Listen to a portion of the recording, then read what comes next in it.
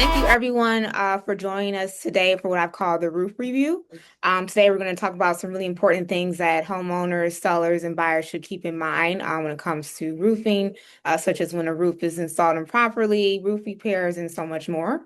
And to help with this review, I have Patrick Nolan here with me from Integrity Inspection Group. Patrick is a certified home inspector with over 13 years of experience. He's the co-owner of Integrity Inspection Group. He's a respected member of Internachi, known for their thorough inspections, and has inspected over 5,000 homes in the metro area. So thank you, Patrick, for being here. We greatly appreciate that. Happy to be here. Thank you, Patrice. You're welcome. So first question, so why is the roof one of the most essential parts of the home to maintain? Um, well, simply put, the roof serves, as the protection from the building, the structure, the occupants from the weather. So it's the first to see the weather and the first thing that keeps it out. So it protects the structure and, of course, the people that are in it. Good points. Okay. If you've enjoyed watching this video and would love to stay up to date when I have more content like this or something similar that you may be interested in, please like and subscribe to this channel and click the bell so you get notifications. And I hope you have a great day. So what are the different types of roofs and how long do they typically last? Um, well, there's several different types. I guess the one that would last the longest would be a slate tile roof, which were used a long time ago. But um, there's slate roofs out there that are a couple hundred years old, and I've seen them personally that are over 100 years old and will probably last another 100. So you got the slate tile roofs, and you don't see too much of them. Like I said, a lot of them are on um, really older buildings, generally, in excess of 100 years old. Um, I guess the type of roof covering that would give you the next longest life expectancy would be a clay roof. It's like a terracotta clay tile roof. And you don't really see them too much here in Michigan, or in the colder climates. They don't really hold up too well to the freeze thaw cycle that we get. You see them more in the warmer climates in the south, and out west. Um, and those generally would last anywhere from 50 to 100 years also. Um, I guess the next roof covering that would give you the most life would be a metal roof, and those come in different variations, and they're becoming increasingly more popular. And life expectancy on those is anywhere from, um, I would say at least a 50 year roof, and probably get a lot longer than that out of it. Um, there's wood shake roofs, and those are kind of older also. Um, and those, if they're maintained well, you'll get 30 to 50 years out of those. The most common roof covering that we see here in Michigan, and really, in the country, is a fiberglass asphalt shingle. That's generally what you'd see on houses driving around. And that type of shingle, it's like I said, it's a fiberglass mat. It's got a layer of asphalt going over it.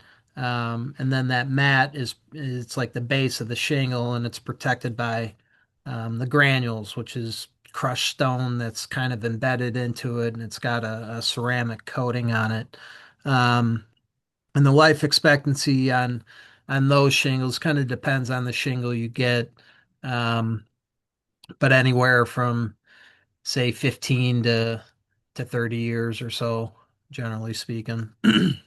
So those Okay. are the main type of rough coverings that we get here. So, I don't, I probably have seen it, but I don't know the one that you called, it was what did you say? It was after the terracotta roof, but I've The never heard of wood it. wood shake, Yeah, so what does that look like? yeah. So it's thin strips of wood that are, or I guess not thin, um, but say like 4-inch strips of wood that are probably 18 inches long. and they kind of get layered on like shingles would. Um, but yeah, it's a wood roof um, that actually can hold up for a long time. You've seen them a lot in the early 1900s. They're putting on a lot of wood roofs. Um, but I actually just did a house last week that was built in the 70s that had the original wood shake roof on it. Um, Comes with a lot more maintenance. It's a little more important you got to keep the wood sealed and stained and try to preserve it as much as you can. Don't see them too much, but every now and then, we'll run into them. Okay. Yeah, that's one I have not heard of, but the slate and the clay, I see those in a lot of historical homes in Yeah, Detroit. And yeah, yep. I mean, before someone told me, "Oh, I have a forever roof," which, it sounds like it holds up, but if something does happen, um, I assume it's going to cost a lot to It's replace, more repair. yeah, it's more specialized. You gotta find the right contractor that's hip to those type of rough systems. But it's repairable. You get a damaged piece of slate, or one falls off. It's common for those to come loose over the years too, but it's repairable without having to replace the whole roof. Yeah. And do you think, given, let's say the home was built in like 18 or, 1920 or something like that, do you think that as of today, it could still be just a maintenance thing, or at some point they will have to replace them? Um, I think for the most part it would be maintenance based and little spot repairs. Um, and really, you shouldn't have to replace a whole slate roof, unless you Okay. got some That's- significant storm or a huge tree or something like that came down on it. Okay, that's Yeah. great to know. So what should homeowners keep in mind if they're buying a home that where at some part of it, maybe the extension has like a partial flat roof or something? Well, I think drainage. I know it's called a flat roof, but no roof is really flat. It should always have some sort of pitch on it towards a drainage provision. However, it's really common for flat roofs to kind of lose that slope over the years, so it will hold water in areas, which there's not a whole lot you can do with that until you replace the roof. And then there's ways that they can improve the slope there.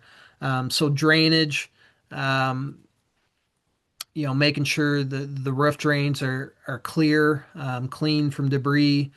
Some flat roof systems will kind of be pitched towards the center, and it will have a drain in the center of the roof that kind of ties to the storm sewer, which gets leaves and kind of gunk and crud kind of built up on it, or the scuppet drains they call them, like the gutter drains that are connected to downspouts.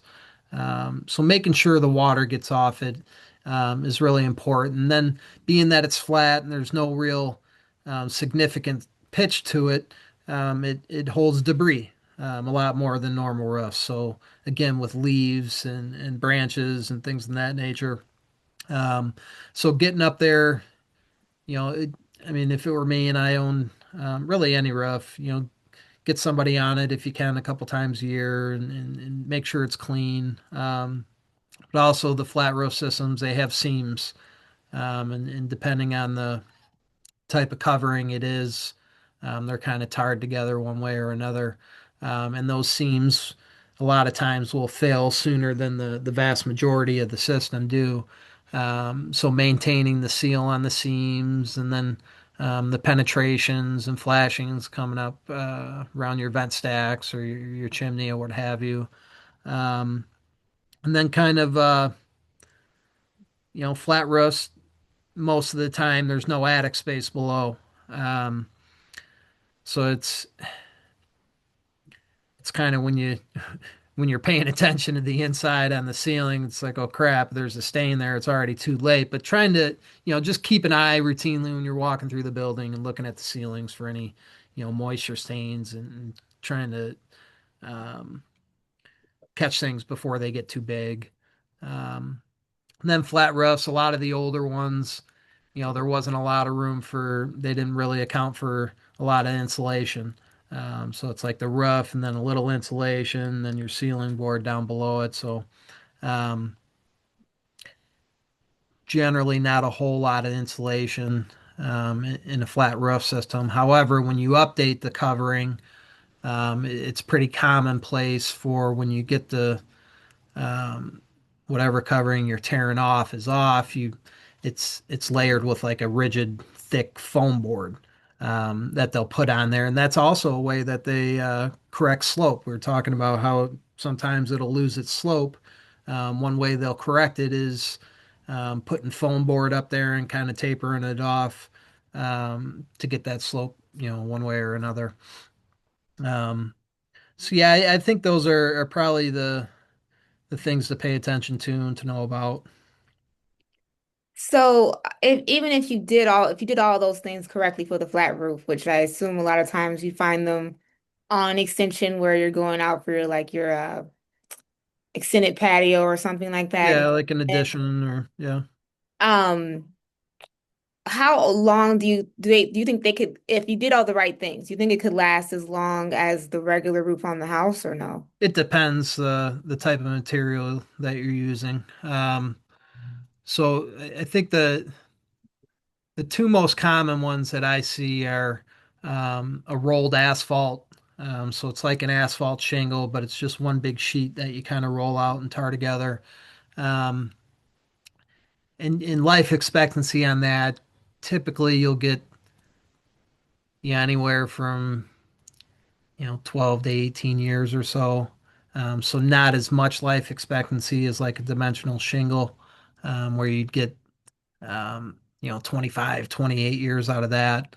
Um, Next to the rolled asphalt, what I see most of the time is what they call an EPDM, which is like a rubber membrane, and you see it a lot on commercial buildings too. And you get a lot more life expectancy out of that, and that will last as long, if not significantly longer than a general shingle would. Okay. Well, it's a Um, lot more. It's a lot more money than the rolled asphalt. So. is there any recommendation where if someone needs a new roof and saving the money instead of tearing it off and put a new roof on, where it's fine that they just put a second layer on there? No. No. um, in my opinion, anyway, you should never shingle over an existing shingle. Here's the thing: any warranty that comes with the new shingle will be voided when you shingle over an existing, roof system. So your warranty's gone. A lot of times it restricts replacement of flashing too. So you're just kind of putting the existing roof covering over the existing flashing. Um, you can probably shave several years off of the normal life expectancy than you'd get normally. And then also being that it's softer now because you're installing it over a layer of shingles as opposed to the roof deck, it's more easily damaged by impact, like a hailstorm or tree branches. It's softer, so it's gonna, give a little bit more. So, in my opinion, yeah, it'll save you some money with labor and disposal fees if you left that existing layer on. But I don't think that's a good idea. Because eventually, too, I mean, if you did put the second roof on, well, the second layer on instead of tearing off to save money, would that impact too the timeline of having to replace the whole roof again anyway? Wait, say that again. Would it impact the? So like, okay, I want to save money. I can't really put a tear off and put a new one. I'll just Yeah. do a layer, but the old layer is still there. Hmm. Do I kind of wash that away because eventually, because I'm gonna have to replace. It Um, depends on how long you're there, but say okay. you put a new dimensional shingle over an existing shingle, um, and you would expect, like I said, to get 25, 28, maybe 30 years out of it here in Michigan. You're probably gonna start wanting to replace it, come 20 years, 18 years or so. Um, yeah, so it'll take away some of the life on it. Okay. Yeah. Um, so what is the proper process of installing a roof? Well, we just talked about it. I think it would start with stripping everything off, and then you're assessing the roof decking, the sheathing boards, and not only from the outside, but if you're getting a roof replaced, you want to make sure that the contractor, if there is an attic space and it's accessible, that they're getting into the attic space too, and looking from damaged boards, not only from the top side but from the bottom side. And then also, looking for mold or fungal growth that are on the boards too. Because I'll tell you this, it's a lot cheaper to replace roof boards than it is to clean up mold. Mm. Um, so you wouldn't want to put a new shingle on, then get somebody into the attic space, or if you're going to sell the house or what have you, and somebody finds a bunch of mold in the attic. You're like, oh, I wish the roofer would have gotten to the attic and just replaced the boards at that time. Um, So yeah, assessing the sheathing, framing's generally okay, but yeah, you'd want to assess the framing also at that point. And then it's putting your underlayment on. There's an ice barrier, an ice shield they call it, that gets installed around the eave and the rake edges and valleys. And then an underlayment, uh, like a paper membrane, goes at the rest of the areas, and then you'd install your drip edge flashing on the eave edges and the rake edges, and then you start your shingles from the bottom to the top and layering them up, and all the penetrations that come up through the roof, whether it's a plumbing stack or a chimney, those are all flashed, and where a roof ends at a wall or it butts a wall, those areas are flashed. Um, then it's caulking and sealing and all those type of things. Yeah, you brought a great point because I did have that experience where someone listed their house for sale and the roof was brand new, but they must not have never gone in the attic because when my buyers did the inspection, there was mold in the entire attic. Pretty common. It's pretty common. I see it quite a bit and kind of shake my head when I do. It's like, man, I should have gotten the attic, could have saved somebody a lot of money. I know that. Yeah, they didn't buy the house, so Yeah. Yeah. I mean it had other things too, but the it was Sure. a lot. Um and yeah, so that kind of goes my next thing too. So without knowing the details that you know, what are some signs people can keep in mind to ensure, um, someone that is getting a new roof installed or someone that's buying a home that has a new roof, besides if they don't, besides the inspector telling them, how can they know it's installed properly? Um, well, I mean, if you don't know about it and don't know enough to what to look for and how to tell if it's done right, it would be to have a third party Check. contractor come out and inspect the roof. Um, Other than that, you're just kind of keep an eye on areas on the inside, and like I said, getting into the attic space a couple times a year, looking for any red flags, leak wise. Um, but how it is, how can you tell if you don't know? Find somebody who knows. Okay, yeah, because I had two other scenarios too where someone had a brand new roof on, but how the contractors put on the shingles were all improper. I think it was like the wrong way or something. And Yeah. so it was a waste for it to be a new roof. And another one, the roof vents were put in Hmm. the wrong place so that there was no ventilation. Yeah. Yeah. So, yeah, I see brand new roofs with issues, frequently. Um, I there's $1 million houses going up, and I'll get on the roof and find issues with installation or just craftsmanship, and um, people just kind of rushing through things, not paying too much attention to detail. Um, I can tell you what's pretty common around here is with these new construction houses that are getting put up, um, really tall, right? Really tall houses, and you'll get the shingles put on. And then the siding contractors will come back through after the shingles are on, and they got to hang the whatever type of siding you're on the house. Well, they don't, or I guess more so nowadays, you don't see the traditional platform type scaffolding that we used to see. Nowadays, what they use is they call it pump jack scaffolding. So it's a couple poles that run up the side of the house, and then they got a platform in between the poles, and you kind of jack yourself up and you pump yourself up as you're going up the house and putting the boards on. Well, at the top of those poles, they have cables that come off them. And those cables get anchored to the roof. Well, the siding contractors, they'll nail those cables to the roof or screw them. Um, then they'll pull those nails and leave the holes in the roof behind. So And I see I think that is what happened. It was something about the nails. Yeah, something wasn't, yeah. I see it quite a bit and kind of shake my head when I do.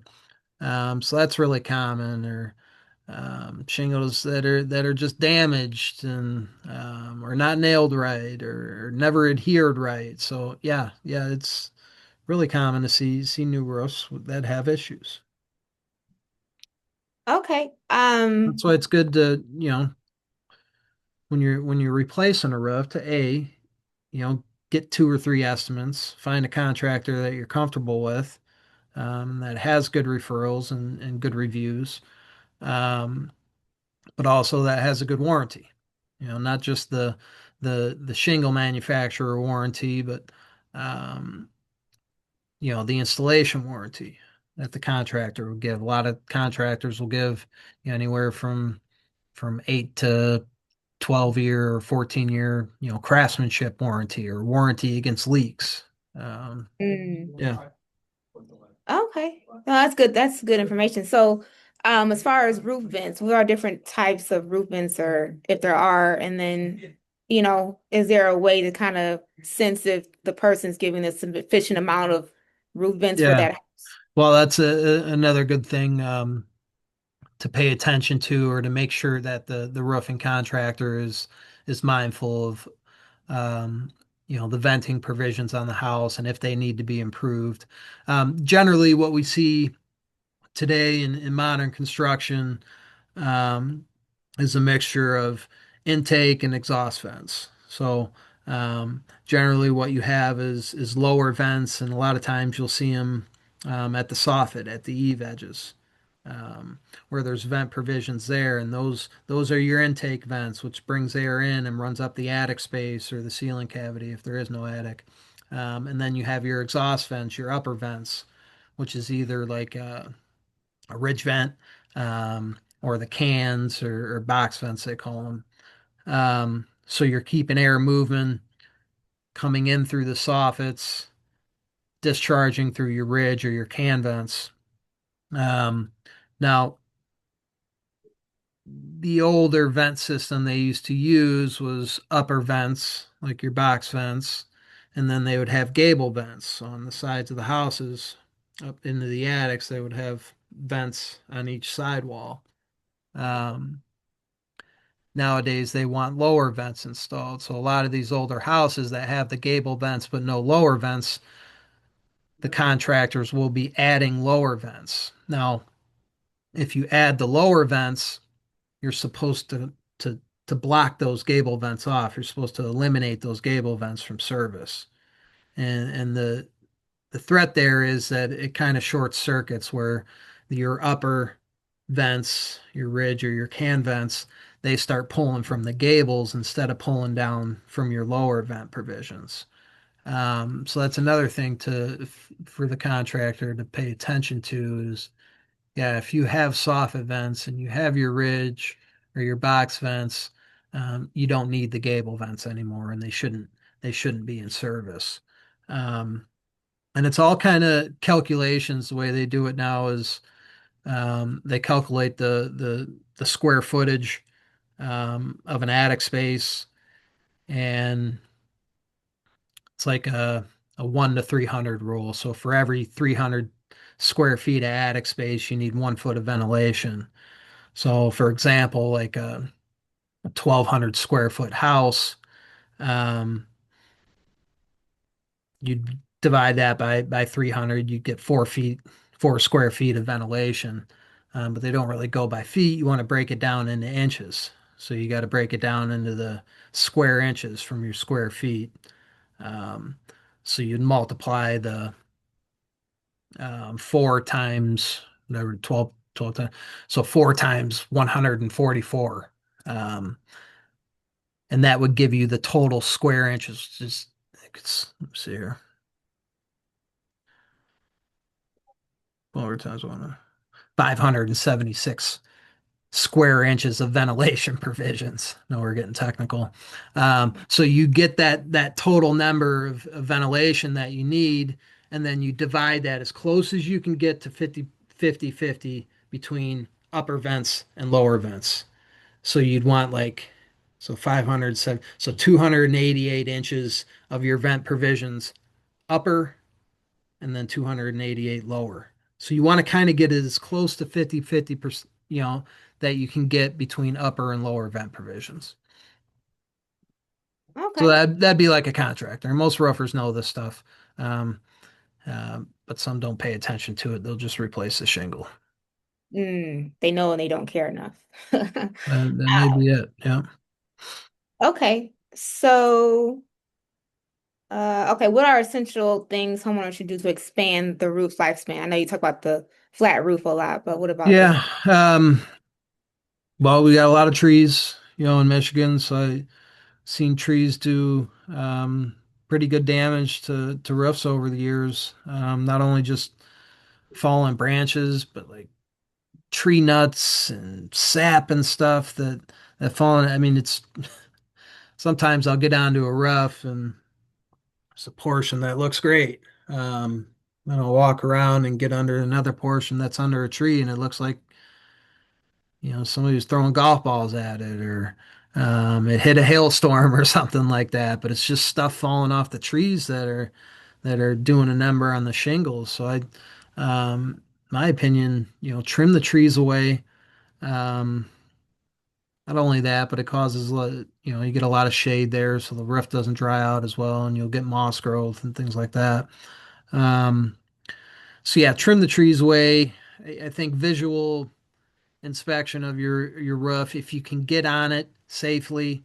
I'd get on a roof a couple times a year, just to look for any red flags, whether it's damaged shingles or after big storms, you get some wind damage or what have you.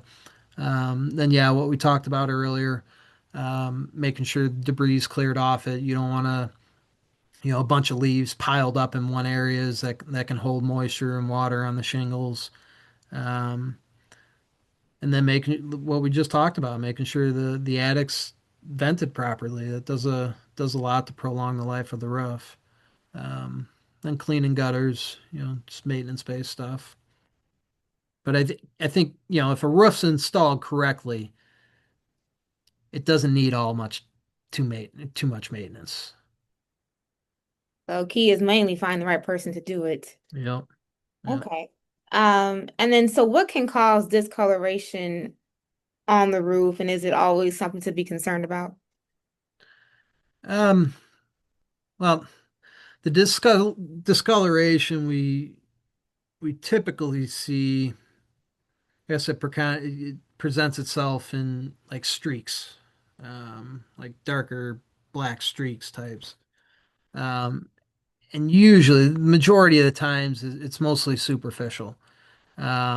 And a lot of the times, you'll see it on the north side of the house, where you'll get more shade over on that side, and that algae growth is more prone to growing on north side of the buildings, not just your roof, but it's a north facing wall. Like you'll see staining on vinyl and your brickwork or what have you.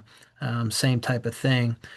Um, it doesn't look great, but really produces no harm to the shingles. Now, that's like an algae growth. Now, if you get a significant amount of moss growth up there, and that's the real green, thick, grassy looking stuff, I guess you could say, that can become a concern if it's really thick and excessive, where it's got roots to it, and the roots kind of embed themselves into the shingles, and it holds water on them and increases likelihood for leaks and can affect shingle life. So if there's moss, the streaking, I wouldn't really too worry too much about it. If you want it to look better, you can get it clean, and it would look a lot better. Um, I think a little more concerning. would be moss growth on there. And again, that there's solutions that you can get at the hardware store, and like homemade solutions that you can make too, that clean it off. But for the most part, it's kind of superficial. Okay, yeah, because I have a listing right now where it's a white streak going up and down. And she was thinking it might have been the sun or something, because there's no tree that's right there to have anything, Just one white streak. Yeah. So Look at the front of the is house, there like a white streak going up and down. is there like a pipe that's kind of further up the roof above that, Oh, there might be. I don't know all or a the details. chimney? Probably a chimney, maybe close to it. So what happens is, and it looks like it's white, like it's a lot cleaner than the other areas. It looks like you just took chalk and just made a whole streak up and down. So I wonder if it's the metal flashing. I'm just kind of speculating here, but I'm thinking there might be like a plumbing stack or a chimney or something that's up above it that has some metal flashing on it, and that metal has like a zinc coating on it. And as the Oh, zinc runs off, it can kind of clean the shingles. oh, Um, that wow. may be it, or maybe they had some mortar work done on the chimney, and there's some mortar, some lime that's running down the roof. But yeah, sometimes I'll get on a roof and it'll look, kind of streaky or what have you, and then I'll get below the chimney or below a plumbing stack that has the metal flashing, and it'll look brand new. It's that zinc Wow. coating. There's zinc. Actually, that's a way that people will prevent that streaking too, is they make zinc strips that you fasten to the roof or adhere to the roof, and you put them up near the peak, and that zinc just runs off and it cleans all that algae off. Wow. Okay. Yeah. Um, okay, so what other things should people know about roof flashing? Well, that it's installed right. You know, it, I mean, yeah, there's maintenance where on flashing, it's common to have caulk joints and nail heads that need to be sealed up. Um, And then over the years, those nails could come loose, so the flashing might get a little lifted that needs to be tacked back down and sealed. Um, what's really common nowadays is around chimneys, brick chimneys, um, where before, in history, what they would do is they would bend the flashing and they would grind out the mortar joints and they would embed the flashing into the mortar joints on the chimney. Mm, It was great. It was great. It's the best way to do it. And that's not usually done anymore. Because typically that's like a, a masonry contractor that would do that, not a roofer.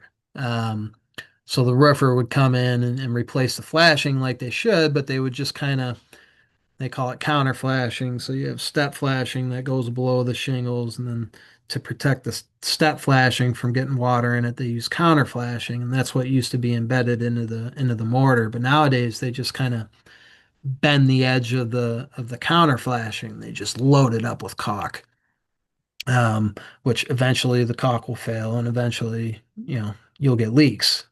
Um, so maintaining the caulk seal, um, looking for lifted flashing, repairing it.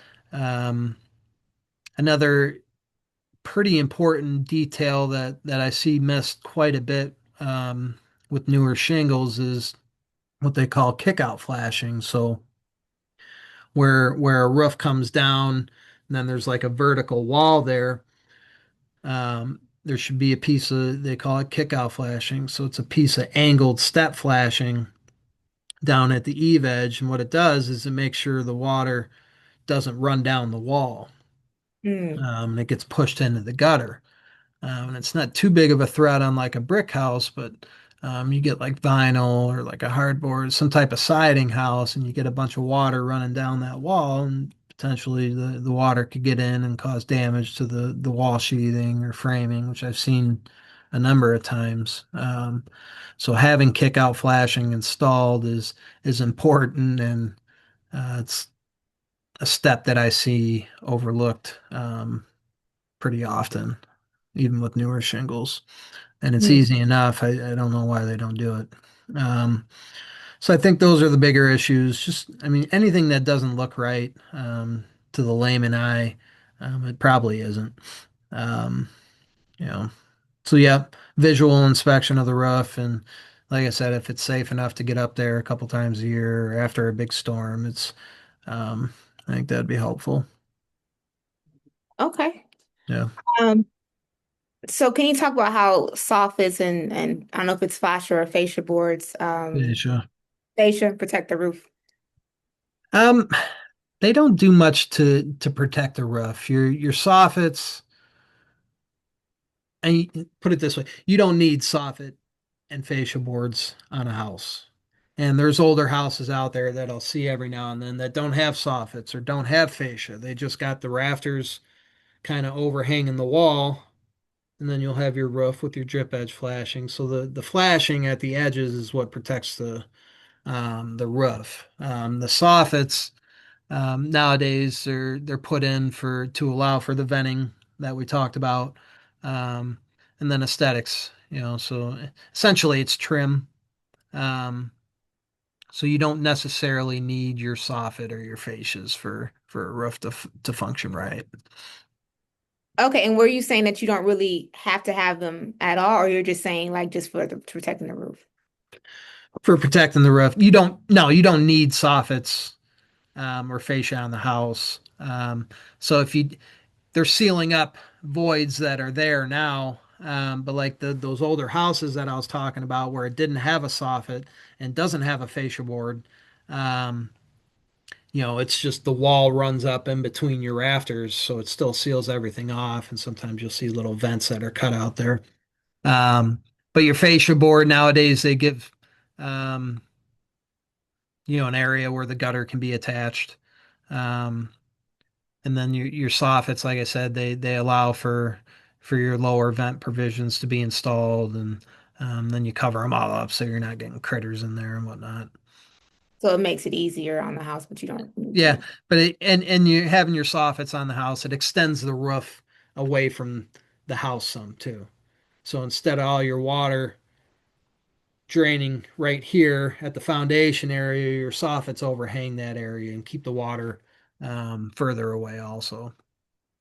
Okay, well, that was definitely something new to learn. Yeah. So what causes sagging on the roof, and is that always a major concern? Um, well, generally, well, there's some variables there. Foundation movement, for one, um, is something that could cause the roof to sag, or wall movement. Um, the dead load, like the amount of snow and ice that we get on the roof, that causes a lot of weight to it. Um, Also, and that's more so in older houses that have the rafter frames. Um, is it always a big issue? No. Um, but you really wouldn't know unless you had somebody come out and look at it. And sometimes it's somebody like me. Um, Sometimes it's, hey, there's a lot of movement here. Maybe you want to get a structural engineer out to hey, can I expect further movement? Is it done moving? What can I do to shore it up? But a lot of the times, and it's really common in older houses to see a little swag or sag, or some swaying, they call it. Um, but a lot of times it's not too big of an issue.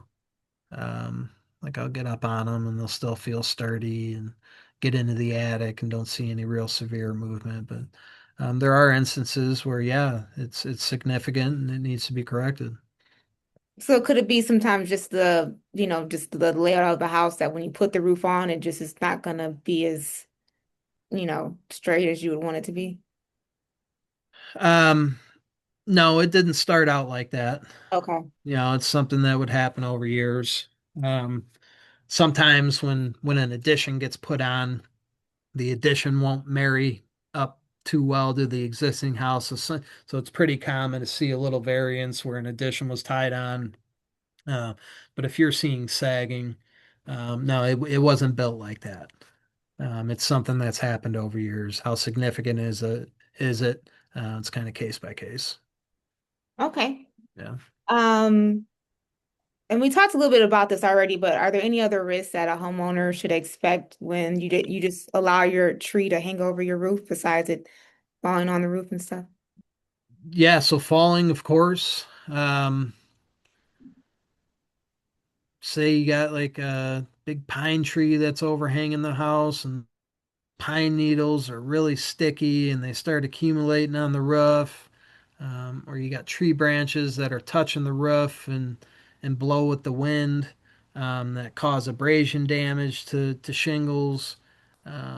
We talked about the moss growth that's common, when you got a tree overhanging and tree nuts and all the other debris that falls off the branches onto the roof. Trees are no good for roofs. Let me put it that way. If you got one overhanging, you should think about removing it or trimming it back at least. Okay. Yeah. Um, so even though skylights are really nice, what are the impacts they can have with the integrity of the roof, or do they when you have a skylight? Well, it's just another hole in the roof, right? So it's another spot for a potential leak. They are nice and installed right. Um, you can depend on them to keep the weather out. Um, but again, it's just another big hole in the roof.